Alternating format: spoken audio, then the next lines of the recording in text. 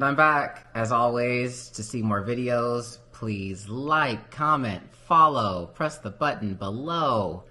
And again, if you don't want any of the actual spoilers, just fast forward a couple of minutes to get to my actual review. Now, I'm here to talk to you today. I just finished watching Squid Games, pulled an all-nighter to watch it, and I have to say, we've been waiting for a while for this one, a couple of years, and we finally got it. Was it worth it? Flash forward to my review to find out. Just to give a brief synopsis, the story follows, and again, I apologize for any of these names that I get wrong. I don't want to be canceled for butchering the names, so most of the names I'm not actually going to say. I'm just gonna post pictures of people on the screen so you can see who I'm talking about, and then tell what led to this story. So the main character, Lee Jung-jae, is the actual actor's name. He's won several awards in the past for the last Squid Games. He returns as the main character. If you remember at the end of the previous season, season 1, he wins Squid Games, gets a fortune, is supposed to get on a plane, but decides not to go to the States. The organization, if you will, calls him and says, get on the plane, get on the plane. He doesn't. He does not get on the plane, and that's the end of season 1. Season 2 picks up right where season 1 left off.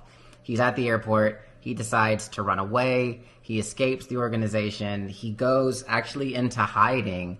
They flash forward actually several years from that point, and that's where this season actually starts out. It definitely delves more into the actual backstory of the characters. It definitely has a very, Count of Monte Cristo vibe, which, again, as you know, it's my favorite novel, so I enjoyed that. He takes all of his fortune, buys a hotel as a hideout, amasses a whole bunch of weapons. He spends the next couple of years looking for the original man in the suit that tricked him into playing the game on the subway station and actually gave him the ticket to begin with. He hires an entire team of this elite force to go through the whole city at every bus stop to find him. Finally finds the man. This man is a martial arts expert and is killing all these people. They finally chase him to the hotel that the main character owns. They kill him, or he actually kills himself, so it's like a game they play. I guess that's just his motif, is to play games. They do a Russian roulette type game, and they go one bullet for each person.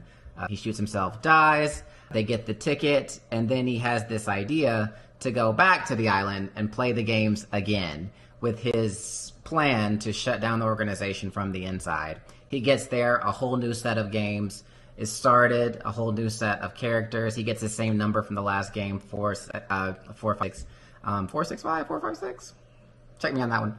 To play the game again. And this time, number 1 is not the organization leader, but it is the front man, which you may remember is the police officer's brother from the first season. The police officer also plays a role in this show, and that he helps the main character get to this island.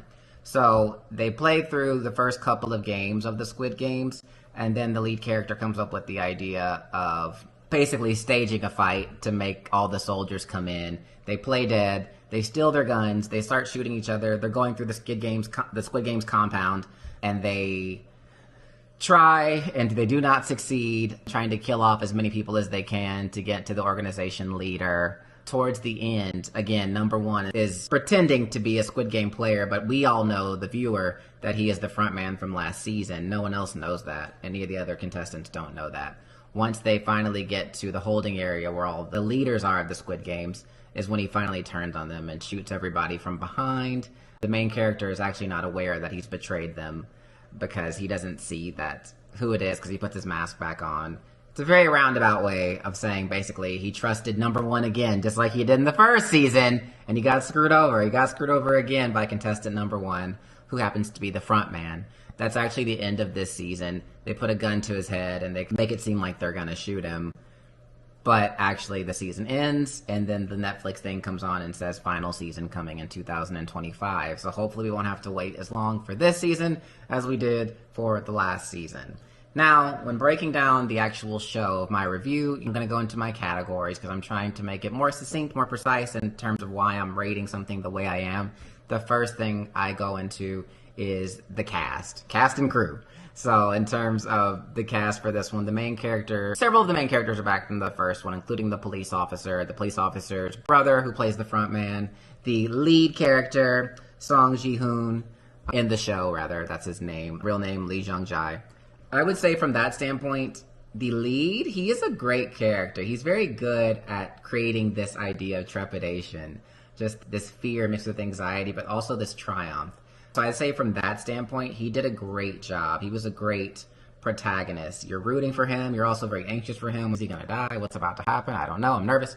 So from that standpoint, he was good. I would say some of the supporting cast was a bit of comic relief, which if you watch any type of Korean cinema or Asian cinema, there do tend to be quirky components or like just comedic components, even in a drama like this. This is a show about people killing each other and getting killed in masses, but there's still quirky moments, and some of these characters serve as that comedic relief, including his best friend, who you meet in season 1. If you remember the guy, he was outside of his bar and asked to borrow a loan, and when the guy says no, do you think I have that kind of money? That's actually what leads him to going to the subway in season 1 to play the game, to get the card for the Squid Games. In season 2, that actual friend that didn't give him the loan is also in the Squid Games with him and does die in the final episode. Spoiler, sorry. But yeah, so I would say from that standpoint, the lead character did a great job. If I was scoring it just based on him, I would give it a 2 out of 2.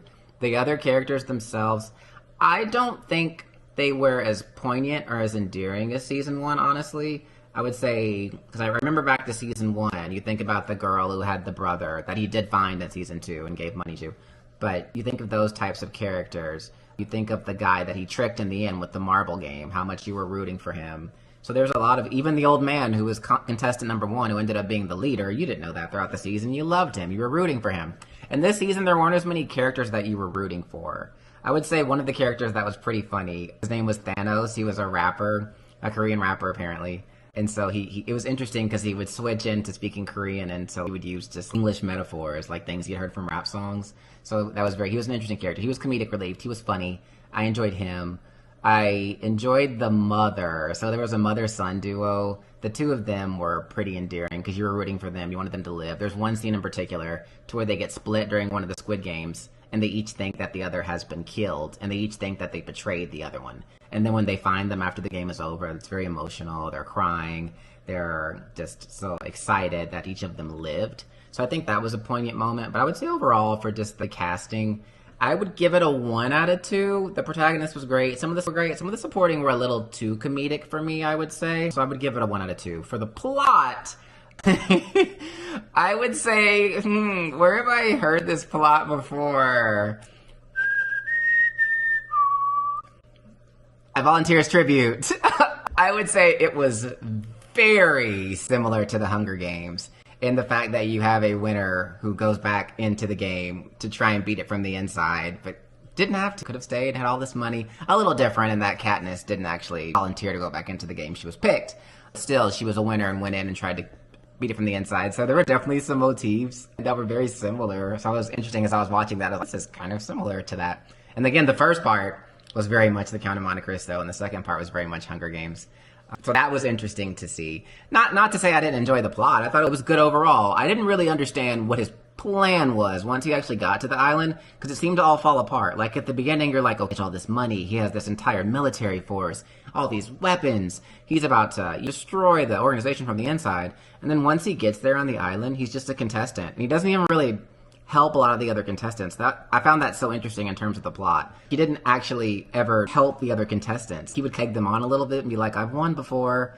And I just feel like if I were a winner, I would be doing everything I could to help everyone else not to make the same mistakes that I made. Or, hey, this organization's going to do this. They're going to kill you. They're tricking you. He tried some, but I feel like he could have done harder. I just feel like the plot was not really hitting home towards the second half of the show because there really was he didn't really have a plan. He got there, and even towards in the writing, he was like, I don't really know what I'm going to do. And I'm like, me either. I don't really know why you're there. So that was interesting to see. I would say from that standpoint, the plot starts to fall a little bit short towards the middle half. I'd say it's definitely not as endearing or as intriguing as the first season, where the Squid Games kind of just idea was brand new, and it was exciting and crazy and gory and bloody. This season, you got a little immune to the killing. I know this sounds crazy. The blood, and that got old really quick. And we were trying to figure out where the show was going. I think it made sense that this was a shorter season. It was only 7 episodes, because I don't know what they could have done in 8 or 9 episodes. It could have been 6 episodes, honestly. It wasn't a bad plot. It just got a little redundant, and I didn't really see where it was going. And maybe in the final season, they'll wrap that up. but it just seemed to be lacking in what was his plan. So I would give it a 1 out of 2. In terms of the set itself, I would say it was good. It was the same as season 1. You know, you had this idea of this whimsical, as odd as that is, a whimsical world where people are being killed, and it seems so odd and abstract. And it really transports you there with all the pastel colors and all the walkways and the hallways and the steps. I thought that was cool. It kept with that. You had some of the previous games from the first season return, like the giant doll that had the eye motion sensor that killed people. There were a lot of new games in this one too, though. So the sets were believable. They made you nervous. You didn't know people were going to live or going to die. You were sweating when they were sweating, watching that kind of stuff. So from that standpoint, definitely a 2 out of 2. So far we have a 1, and a 2. So we're at a 4.